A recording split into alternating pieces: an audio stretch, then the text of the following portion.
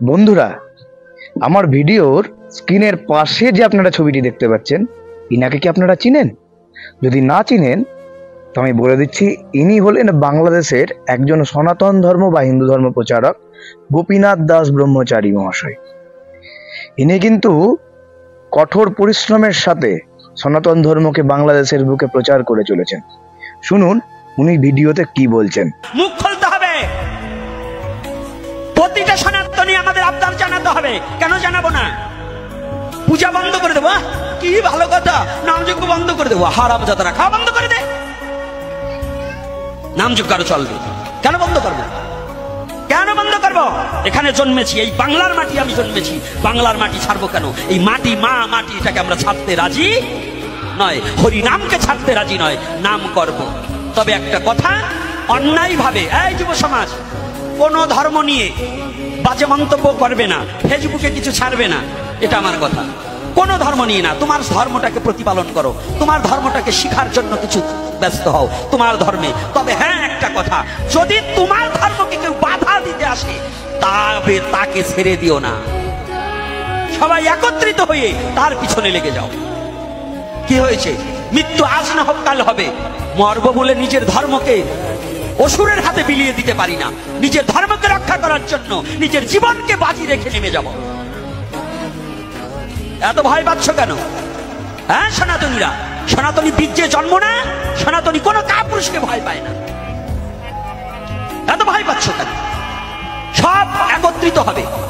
একজনকে যদি একটা কথা বলে অন্যায় ভাবে, তাহলে তার প্রতিবাদ শুরু করে দে। কিন্তু তুমি জানো সাবধান, তুমি কোনো কারো সম্বন্ধে অন্যায় করো না, তাহলে কেউ কারো পাশে থাকবে না। এজন্য ভয় পাচ্ছ কেন? এত ভয় কেন? আমার চেয়ে বাংলাদেশে কোথাও চলি না।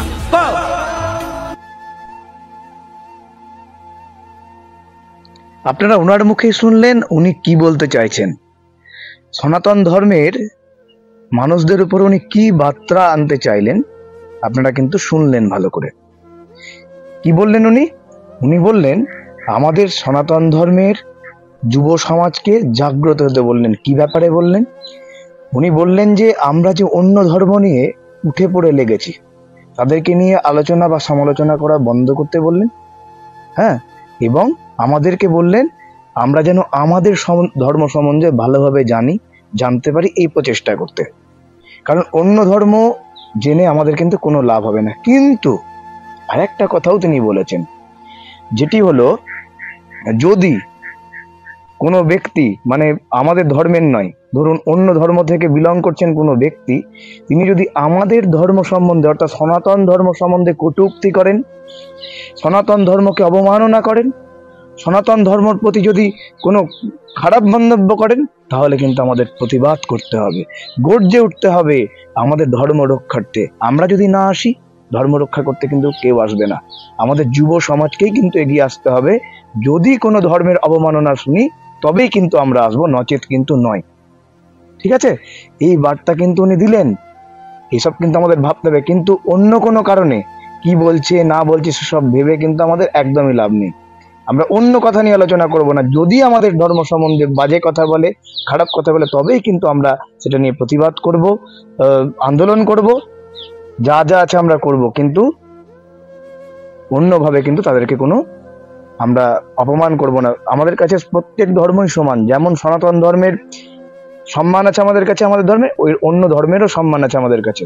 কিন্তু আমাদের ধর্মকে যদি কেউ ছোট করে, তাহলে তাদের উপর কিন্তু আমরা স্টেপ নিব, বা তাদের সাথে মানে আমরা তাদের সেই আন্দোলনের উপর কিন্তু আমরা প্রতিবাদ করব। তো চলুন, সুস্থ থাকুন, ভালো থাকুন।